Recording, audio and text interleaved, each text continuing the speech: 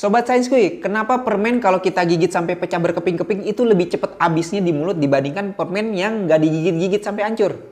Ilustrasinya begini. Oke, anggap aja deretan korek api ini adalah permen yang masih utuh. Dan permen yang masih utuh kalau kita masukkan ke dalam mulut dan tanpa digigit-gigit, bagian yang terkena air liur kita cuma bagian depan, atas, bawah, samping, dan juga belakang. Nah, kalau permennya tergigit dan terbelah jadi dua, bagian yang terkena airnya nambah. Dan kalau permennya digigit-gigit jadi terbelah banyak, bagian yang terkena airnya jadi tambah banyak juga. Makanya karena bagian permukaannya jadi lebih banyak yang terkena air, permennya jadi lebih cepat larut. Science, bro.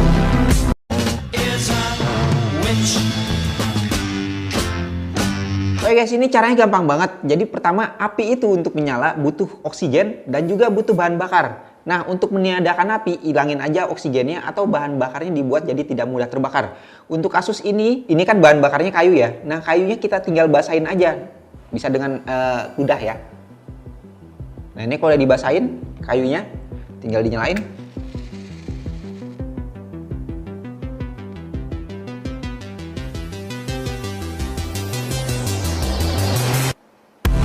Mati guys, karena kayunya basah jadi nggak mudah terbakar, jadi dia apinya nggak ada bahan bakar.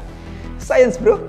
Kalian tahu nggak sih, waktu itu kan gue sempat bikin video lilin darurat yang pakai pasir, gelas, korek api, dan juga minyak goreng. Nah, kali ini gue mau ngasih trik yang lain nih. Misalnya kalian pas mati lampu, HP kalian baterainya masih full. Kalian bisa memanfaatkan HP kalian seolah-olah menjadi lampu. Caranya begini, kalian nyalain aja flashnya di HP, taruh di meja, dan kalian ambil botol kaca, dan isi air.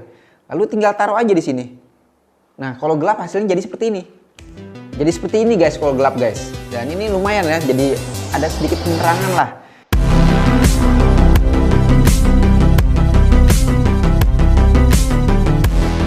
Dan ini terjadi karena saat cahayanya ditembak ke dalam botol yang berisi air. Nah, ini cahayanya menyebar kemana-mana. Jadi bisa sedikit menerangi ruangan kalian yang gelap. Science, bro. Sobat Sainskuy, air itu kan biasanya diminum, tapi air itu juga bisa dimakan. Ada caranya. Caranya begini nih. Pertama yang kalian butuhkan adalah sodium alginate dan kedua kalsium klorida. Pertama kita masukin 2 mg sodium alginate ke dalam shaker atau blender. Lalu dicampur dengan 240 ml air. Lalu kita kocok dengan menggunakan shaker atau blender ini. Kita tuang ke mangkok dulu. Dan ini banyak busanya dan kita diamkan dulu biar busanya hilang. Lalu yang kedua kita butuh kalsium klorida 3 mg aja. Dicampur dengan 300 ml air. Lalu kita aduk-aduk biar kalsium kloridanya larut dengan air. Langkah selanjutnya larutan sodium alginate-nya kita tuang ke sendok kosong. Lalu sendok yang berisi sodium alginate ini kita celupkan ke dalam larutan kalsium klorida. Jadi deh guys, ini air yang bisa dimakan. Science, bro. Kalian tahu nggak sih guys, korek api ini kalau kita celupkan ke air,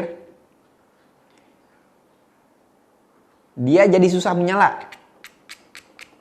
Karena ujung koreknya lembab terkena air. Nah, ada caranya biar ujung korek apinya ini tahan terhadap air. Caranya begini. Jadi kalian butuh lilin, dan di lilin ini yang udah cair, kalian oleskan cairan lilin ini ke ujung koreknya. Lalu kalian keringkan. Boleh ditiup.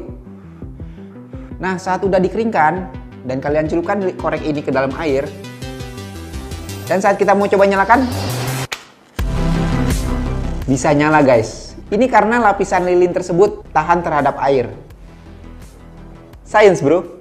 Kalian tahu gak sih, kalian bisa menggerakkan kaleng kosong tanpa menyentuhnya sama sekali dan bukan ditiup. Caranya begini guys. Jadi kalian butuh pipa perelon dan kain, kalau bisa kain yang berbulu atau kain wol. Caranya gini, kalian tinggal mengusap-usap kain ini atau selimut ke pipanya.